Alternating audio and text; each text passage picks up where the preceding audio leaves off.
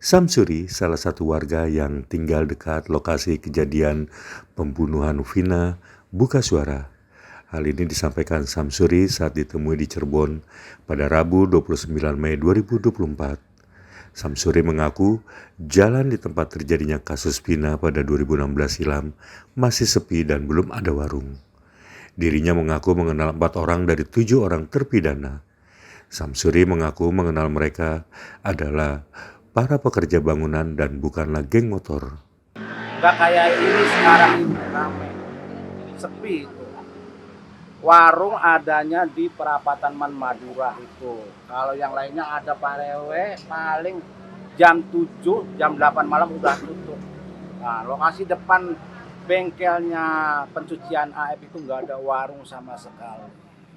Nggak ada warung rokok ya? Iya, nggak Dan nggak ada. buka sampai malam ya? Nggak ada, bukannya nggak buka, di sini nggak ada. Pak, kalau sama pelaku kenal nggak beberapa sama? Kalau sama pelaku kenal sebagian. Pelaku kenal sebagian. Mereka Nah, kalau yang pelaku itu Hadi, Eko, sama Saka, Dirman, 4 saya. mereka itu geng motor atau? Oh bukan, itu bukan geng motor, itu kuli bangunan. Dia itu kalau ada yang ngajak kerja. Oke. Katanya mereka sering nongkrong di depan sini, Pak.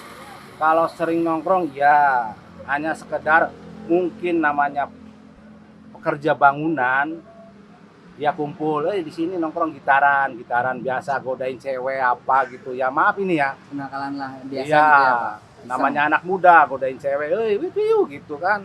Nah di situ masalah nongkrong, cuman ini dia yang pelaku ini, maaf ya, saya kasih penjelasan. Yang namanya sebelum kejadian, yang namanya Eko sama Hadi, malam apanya saya nggak tahu. Cuman saya lagi ngobrol sama adik saya 2 orang.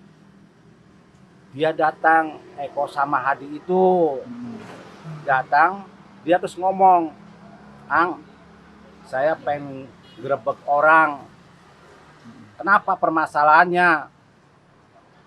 Karena pengen grebek pencucian mobil karena dia bawa cewek. Bener kamu ngomong kayak gitu? Bener Ang, kata si Eko sama Hadi. Ya udah kalau kamu bener, tapi kita ngikutin prosedurnya. Jangan semena-mena kita tahu main hakim sendiri. Izin RT dulu. Kalau kamu ya bener-bener ngomong kayak gitu, nanti tanggung jawab saya izin ke RT. Barulah saya tindak ke RT Papasren.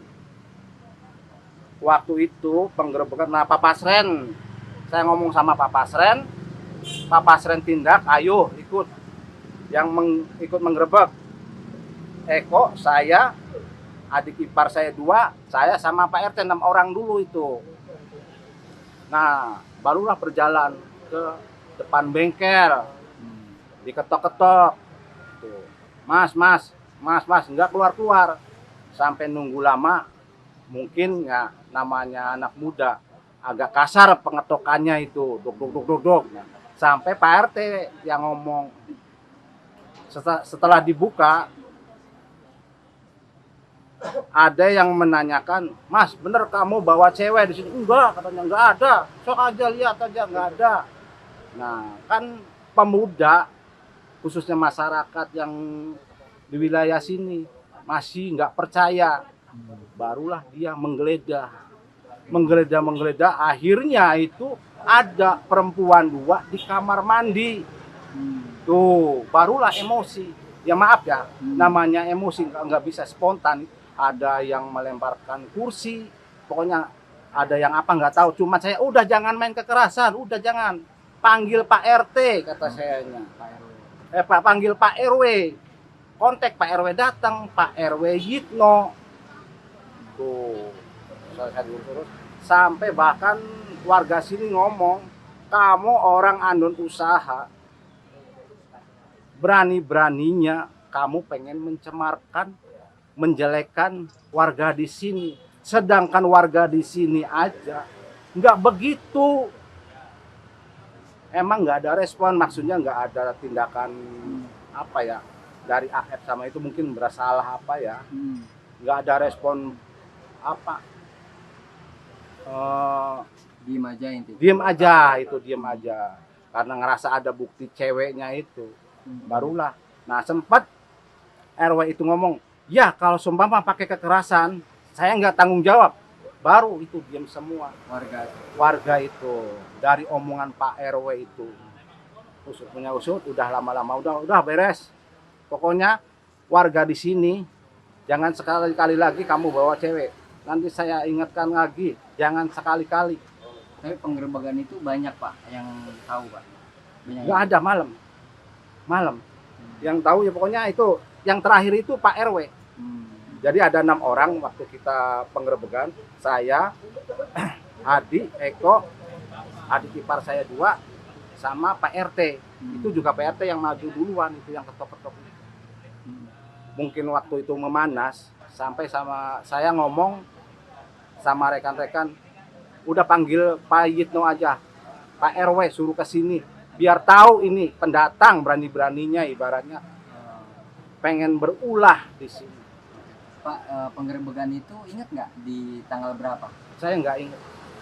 Tapi sebelum atau setelah Eko sama Hadi ditangkap? Sebelum ditangkap. Ya kalau bulan, nah Masuk bulan Agustus. bulan Karena dekat- Agustus itu. Dekat dari peristiwa penangkapan itu ya Pak? Kalau penangkapan apanya? Eko sama Hadi ini.